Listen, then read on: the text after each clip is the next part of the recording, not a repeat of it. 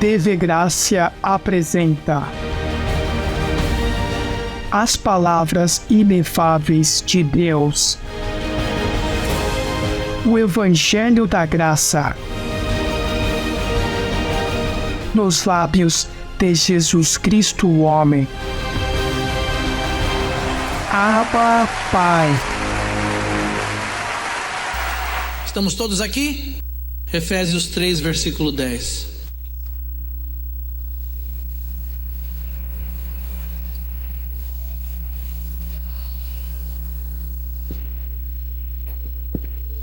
Esta é a missão da igreja. A igreja tem uma missão, e esta é a missão definida do que deve ser uma igreja. Se visitarem qualquer igreja e não estiverem a fazer isto, então não estão a visitar uma igreja, foram enganados.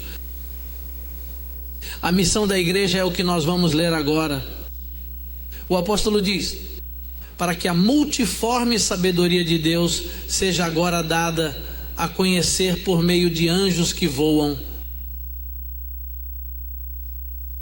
Por meio de quê? Em outras palavras, a igreja é a agência que comunica a multiforme. O quê?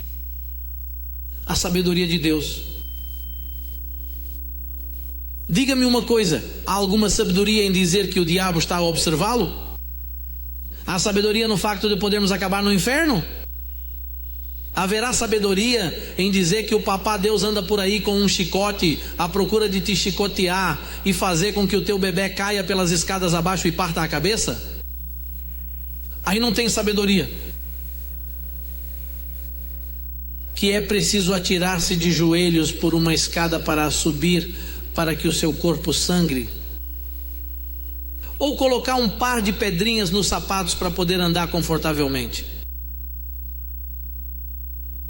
A igreja, a missão da igreja, se visitarmos uma igreja, quer seja na internet ou no programa de televisão que está a ser gravado neste momento, ou aqueles de nós que estão aqui, se nessa igreja o pastor continua a chatear, a gritar, o pastor está sempre a falar dos problemas da comunidade, ou a falar do governo ou da política, essa igreja é uma igreja cega, perdeu a visão. A visão é comunicar a multiforme o quê?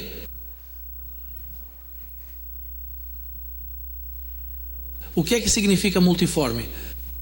As muitas maneiras de aplicar esta sabedoria para vos conduzir a uma vida próspera, a uma vida saudável, a uma vida correta, a uma vida de alegria.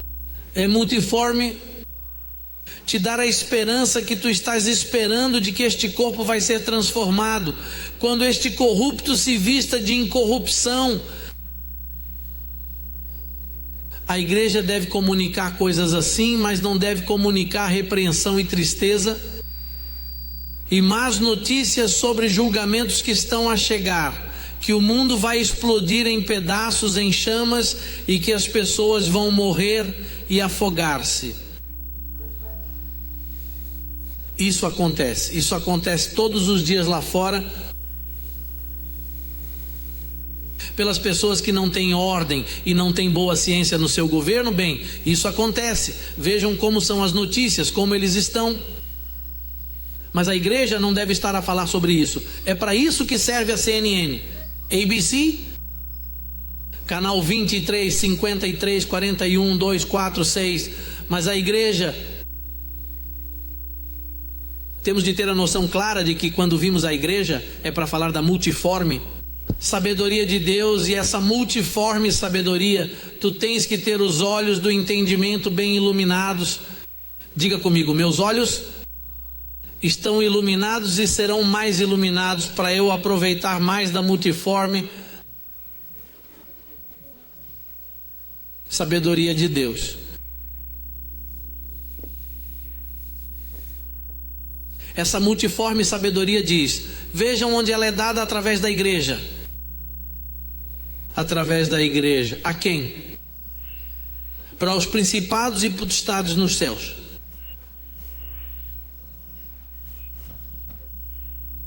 eu volto e me repito, se diz lugares celestiais, está falando de lugares celestiais, não está falando do céu, está falando de lugares no céu. O céu tem muitos lugares, e parte desses lugares celestiais é onde está a igreja. E se chama igreja, tem cabelo, corpo, feições. E se a sabedoria é dada a conhecer, tem de haver alguém que a ensine, tem de haver uma boca que fale. Quer dizer que os lugares celestiais é onde estão os principados e as potestades. Sim, porque o que acontece é que quando as pessoas leem principados e potestades, pensam numa agência demoníaca, ao estilo da Guerra das Estrelas, o filme com alguns raios laser que nos estão a vigiar. Quando se fala de principados e potestades, as pessoas imaginam um filme de Drácula ou um filme de Sexta-feira 13. Se imaginam coisas assustadoras, verdade que sim, que as pessoas pensam isso, porque diz principados e potestades. Existem bons principados e potestades, e há principados maus e potestades do mal. Mas eles são pessoas como um corpo. É aqui que está tudo o que Deus faz aqui na terra. Não se pode imaginar nada lá em cima. Lá em cima é o paraíso, mais nada. E sabes quem é que está fora do nosso alcance? Aqueles que morreram, que são escolhidos, que Paulo diz que estão na nuvem de testemunhas, que são uma nuvem de testemunhas, que passam o tempo ouvindo a informação. Olha, agora mesmo estão todos animados dizendo: gente, essa convenção, queria eu ter o corpo para estar nessa convenção. Eu imagino que Abraão, nosso bisavô, deve estar dizendo: eu sabia que isso era pela fé, que isso estava chegando. E imagino que Paulo tenha dito: ei, eu nem consegui ganhar um pela graça, mas vejam como o José Luiz está a conseguir. Ei, lá eles dão notícias. E tu sabes que tem de ser assim. Tenho a certeza que Paulo diz: olha, ele está a falar da sabedoria múltipla. O que eu escrevi há 2000 anos, ele está a repeti-lo e a ensiná-lo. Aquela nuvem de testemunhas está a observar tudo o que se passa aqui na terra. Não veem que a verdadeira identidade é o Espírito. O que está a acontecer é que eles saíram do corpo. Quando deixam o corpo, não são vistos, mas estão presentes.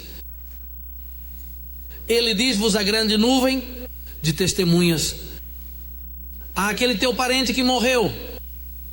Ele também está lá. A única coisa que ele está a aprender comigo, porque não aprendeu em mais lado nenhum. E está a tirar a melhor parte, porque está a aprender aqui para tu reinares na vida. Por isso, quando falamos de principados e potestades, nos lugares celestiais, estamos a falar da missão da igreja. Qual é uma das funções da igreja? Primeira carta aos Coríntios, capítulo 2, versículo 9.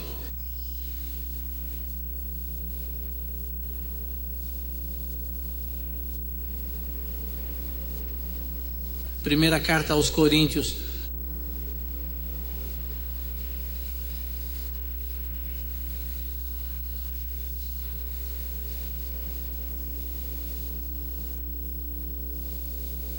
Bem, vamos começar no versículo 6 e terminar no versículo 9.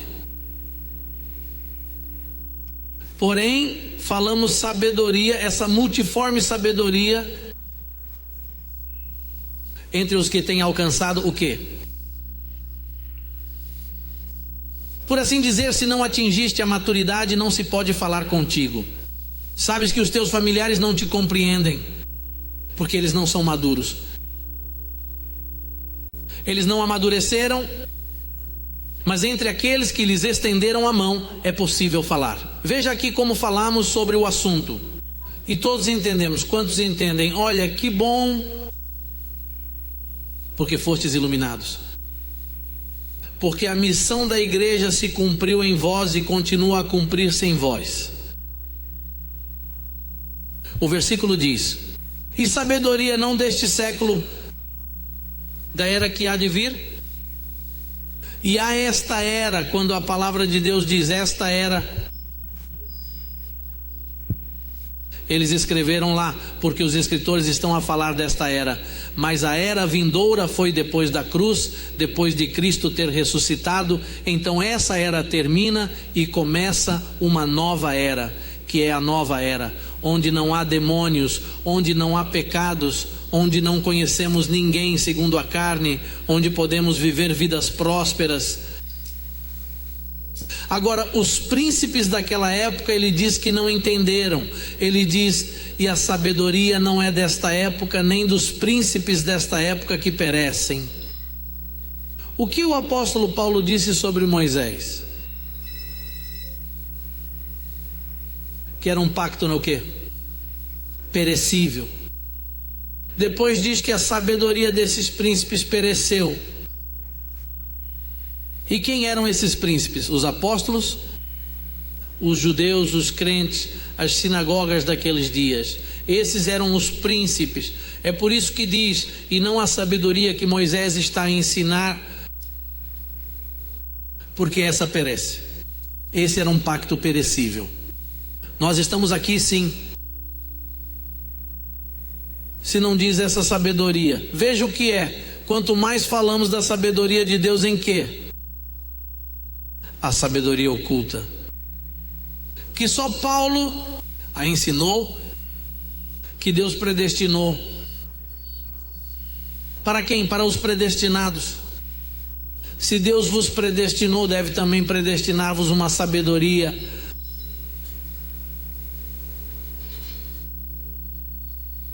Aquela que Deus predestinou antes dos tempos, para a nossa glória, que nenhum dos príncipes deste que dizer antes da cruz. É um código que se tem de aprender, porque se não o revermos há séculos e não compreendemos, se não entenderem essas letrinhas, são elas que escondem a revelação. Porque quando falei desse século, repito, foi antes da cruz, depois da ressurreição de Cristo. Esses séculos terminaram e começou um novo. Diz: a que nenhum dos príncipes deste século conheceu, porque se tivessem conhecido, nunca teriam crucificado ao Senhor de glória. Em outras palavras, Paulo está falando sobre as vidas que viveram na era antes da morte de Cristo. E depois Paulo identifica-os dos príncipes deste século onde eu estou a viver, porque ele ainda não tinha morrido. Mas depois de ele ter morrido e de toda aquela gente ter morrido, então já começa outro século. Eles foram deixados depois que Cristo morreu e ressuscitou, ainda estavam vivos. E depois diz assim, antes como é o quê? Coisas que olho não viu, nem ouvido ouviu, nem tem subido ao coração do homem, são as coisas que Deus tem preparado. Para quem? E como é que sabe se o amas? Porque toda a gente diz que ama a Deus. Toda a gente diz que ama a Deus. Mas a melhor maneira de saber se o amas é quando amas o que Ele ama, que é esta palavra de graça. Se não gostam do que estou a dizer esta noite, não amam o Papa Deus, porque não amas o que Ele vos diz. Eu sei que muitas pessoas dizem que eu amo Deus à minha maneira. Toda a gente ama. Os indianos amam Deus através de, quando não sabiam, através do Deus Sol, do Deus Lua.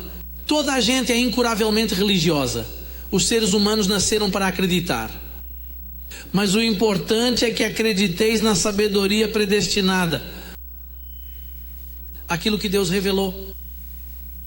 O que os olhos não viram e os ouvidos não ouviram, Isto é uma coisa maravilhosa. O que acontece é que estivemos muito tempo afastados, vivendo no mundo secular, que vos custa acreditar no que vos posso dizer nos próximos minutos, que Deus vai levar o vosso corpo e dar-lhe um tratamento, porque Ele diz que depois da ressurreição nunca mais morrerás. Ele diz: e nunca mais morrerás. Por isso, se não vais morrer mais, é melhor tratares bem do teu corpo. Sabes o que isso significa, viver para sempre? Essas são as coisas que os olhos não veem e que eles não vão ver. Não vai haver cemitérios, porque ninguém vai morrer, e não haverá hospitais, porque ninguém vai ficar doente, ou prisões. Olha, isso é realmente algo para os olhos, porque o que os teus olhos viram foi um desastre. Ele ouve, ele não ouviu, ele não subiu, ele não subiu, ele sobe até mim. Vejam o que diz o versículo 10. Paulo foi ter com ele, mas não conseguiu nada. Vejam o que diz o versículo 10. Mas Deus nos as revelou a nós pelo Espírito, porque o Espírito tudo penetra, ainda no mais profundo de Deus. E o que vos estou a dizer agora tem um fundamento. De facto, tenho de me sentar, porque faço isto muito brevemente. Mas as coisas que estão a chegar são maravilhosas. São maravilhosas.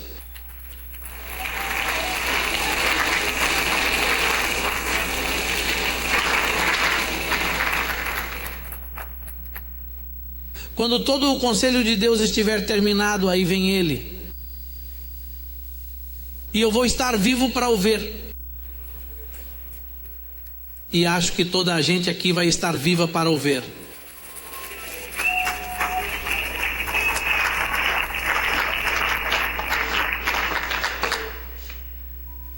Isso vai ser uma coisa maravilhosa. Paulo diz: mas Deus revelou-nos o que os olhos não viram e os ouvidos não ouviram, Ele revelou-me. Os religiosos, Pedro, João, todos os apóstolos de Jesus Cristo disseram: esta mensagem não é adequada. Foi por isso que ele disse: ei Malta, vocês abandonaram-me. Todos eles. Sabes como é com uma mensagem como esta? E abandonam-na por causa da influência de Moisés, porque a influência da religião daquele tempo era muito forte.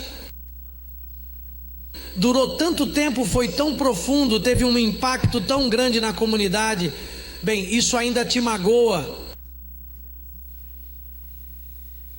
Continua a sentir que é um pecador, que Deus está a mandar pessoas para o inferno? Que inferno? O inferno era o crematório da cidade no tempo de Jerusalém. Então, quando lemos Pedro, o primeiro e o segundo Pedro, disse que Deus pegou nos anjos e os lançou no inferno. No inferno, os anjos. Vejam os chamados anjos que agora também se estão a perder. Esse Pedro é um fenômeno. Os danos que eles fizeram, olha, os danos, a pobreza religiosa que te venderam. És lamentável, meu amor. Precisas de uma lavagem cerebral. O teu cérebro precisa de ser lavado com uma mangueira de pressão. Dos danos que eles fizeram ao mundo. É por isso que eu pareço um pássaro raro para todos esses pastores. E chamam-me apóstata, anticristo, a besta. Não tem outra maneira de me chamar, porque estão muito cegos, que quando ouvem a multiforme sabedoria de Deus, chamam-lhe mal.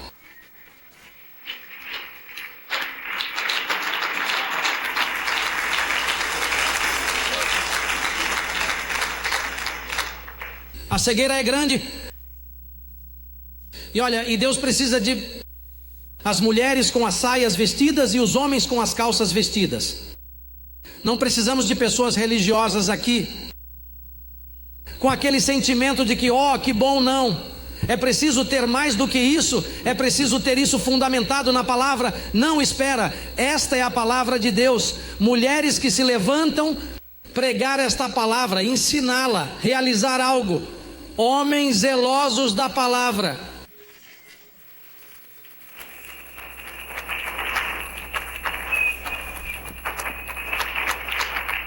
Ei, se o Senhor não vier e tu morreres, que se escreva algo de bom sobre ti.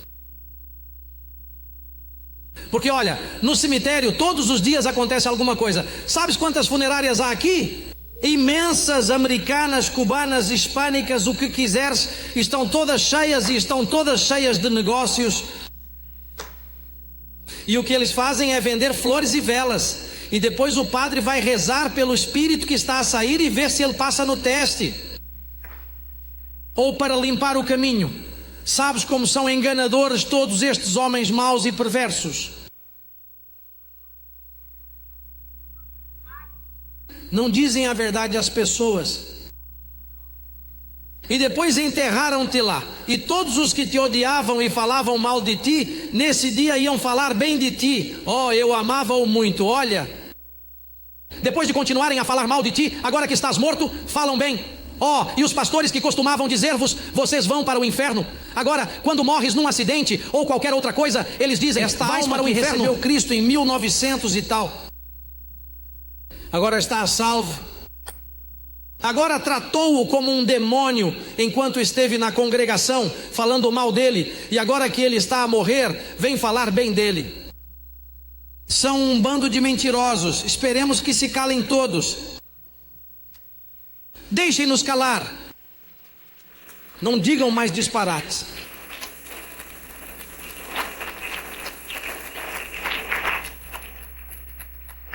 São eles os culpados pela pobreza.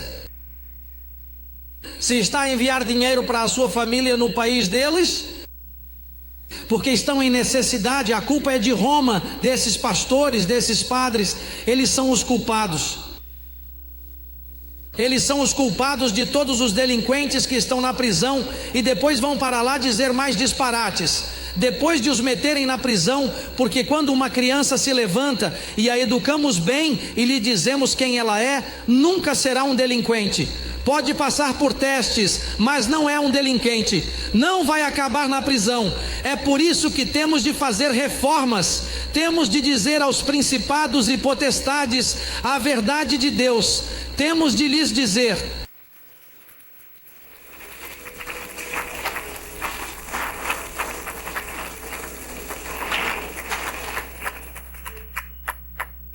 gostava que me tivessem dito quando era pequena tudo o que sou agora. E as crianças ainda mais têm uma memória muito boa. As crianças aprendem rapidamente, têm uma inteligência magnífica. Imagina a minha mãe a dizer-me: filho, tens de fazer a tua primeira comunhão. Já te confessaste? Se não te confessares, e aprendeste sobre as estações? As estações. Sabes que é uma perda de tempo pegar numa criança e fazer-lhe isso. E depois mostra-vos imagens de Satanás com um tridente, um monstro, e Cristo de um lado, no chão, enquanto Satanás está no chão. Cristo é posto todo cheio de espinhos, chorando, derramando sangue como um fraco. Super fraco. Mas depois Satanás colocou-o com um super tridente.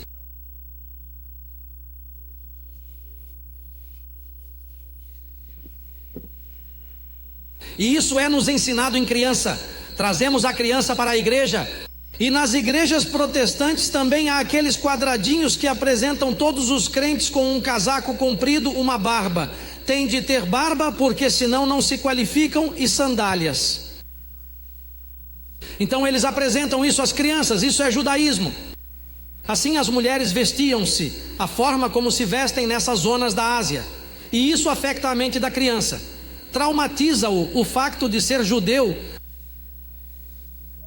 para aprender a lei de Moisés, Levem-no a sair, não o levem à igreja, levem-nos à Disney World. E se não puderem, levem-nas para a praia, levem-nas para qualquer sítio, menos para a igreja.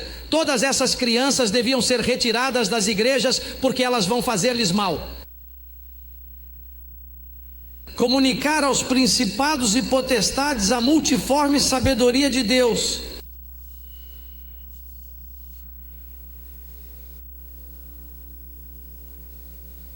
É isso que nós fazemos na missão da igreja, comunicando multiforme, de muitas maneiras. Olha, eu estou aqui, há quantos anos estou aqui? 17, 18, já me esqueci. E eu ensino de uma maneira ou outra. E depois de eu estar a dizer isto há um ano, o Senhor vem e diz-me: repita isto, que temos de nos lembrar disto. Sabe o que é uma medida apertada? Já viste quando pegas numa chávena e pões farinha, mas queres pôr mais, como é que fazes? Apertas e depois encaixa um pouco mais, não é? Bem, é essa a palavra. Leva à tua mente. Conheces a palavra? Bem, olha, agora vamos lá. Há uma medida apertada. É assim que a Bíblia lhe chama, medida apertada. Durante 17, 18 anos a falar esta palavra, que sempre está em outra glória, não cansa. Os pastores disseram-me, quando acabarem os 14 livrinhos, o que é que vão fazer? Porque sabes que os livros do Polo às vezes só têm uma página. E se quisermos isso, ensinamos em 6 meses. E depois de que é que vão falar? Esses 14 livros está cheio. Olha, aquele detalhe que te dei sobre o século e o século que virá. Vejam o capítulo 9 de Hebreus para verem o que aconteceu aos séculos. Hebreus, rápido, já estou a ficar sem tempo. Este é um dos rudimentos que um dia chegará ao fim, o tempo.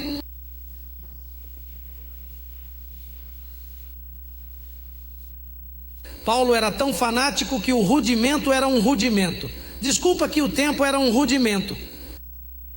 Um dia pregou e esteve tantas horas a pregar que houve um rapaz que adormeceu e caiu do 3º andar. Ele deixou os tontos. Paulo deixou os tontos. Durou 3 horas a dar aulas, imagine-se.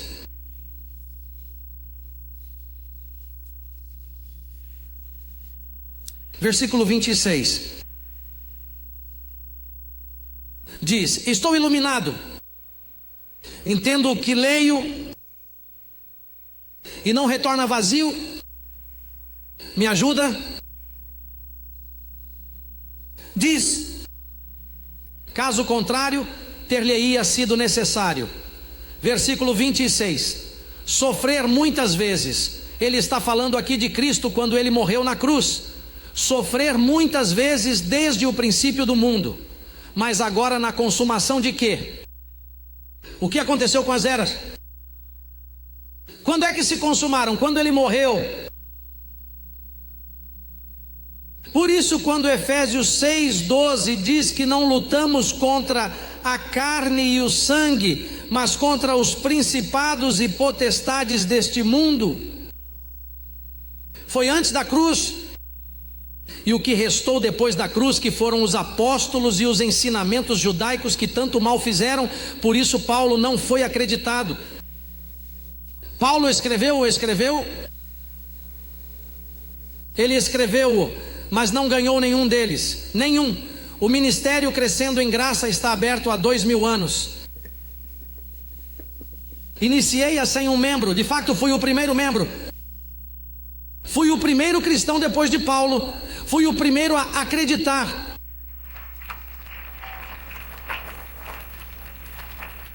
Ei, as igrejas estavam cheias, mas as igrejas estavam cheias, mas o ministério Crescendo em Graça não tinha um único membro. Bem, diz que Jesus Cristo estava a crescer em graça e em conhecimento. Então ele foi o primeiro. Quem incorporou esse ministério foi ele. Então diz que a criança estava crescendo em graça e em conhecimento. E o que é que nós fazemos? Crescendo na graça e no conhecimento. Depois diz aqui que na consumação dos séculos se apresentou uma vez para sempre pelo sacrifício de si mesmo para tirar do meio o pecado. Para o assustar?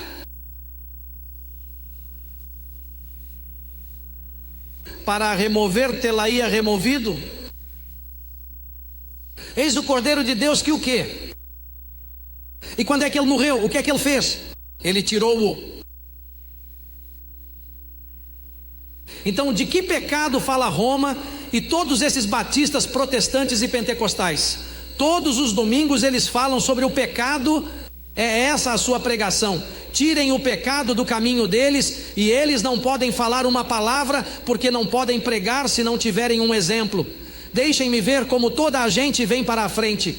Vou levá-los à culpa para que possam dizer que a minha mensagem pareceu boa para ajudar os amados, porque eu sou um pastor evangelista e o meu objetivo é alcançar, ganhar almas para o Senhor. Tirem-lhe isso, digam-lhe que o pecado foi retirado e ele dir-vos-á: como? E o mal cai por aí. Não, isso é obra da carne. Mas para que haja pecado, é preciso que a lei de Moisés esteja presente. Porque a lei, desculpe-me, o pecado sem a lei está morto. Esta é, pois, a sabedoria, a multiforme, que lhes vai ser revelada. Esses pastores, digo-vos uma coisa: não sei o que Deus vai fazer com eles, mas espero que a pouco e pouco sejam endireitadas, corrigidas ou olha, eu não sei o que Deus vai fazer com essas pessoas. Ou morrer. Sim, eles estão melhor mortos do que vivos, porque vivos eles falam.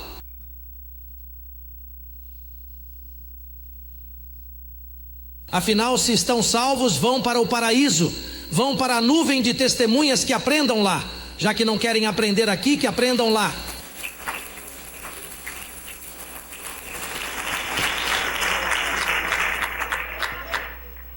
Quero dizer, o Evangelho diz que ele sofreu uma vez para tirar o pecado. Por isso não me chames pecador. Em que se baseia para chamar pecador a alguém? O que acontece é que estamos habituados a chamar pecador a quem se comporta mal. Bem, isso é um costume, não é uma prova bíblica, mas só porque é uma opinião não quer dizer que seja verdade. Comportar-se mal é uma coisa e ser pecador é outra, porque quando falamos de pecado, estamos a falar de transgressão contra Deus. E as transgressões contra Deus terminaram. Ele morreu e fez as pazes conosco, por quem temos acesso a esta graça em que estamos.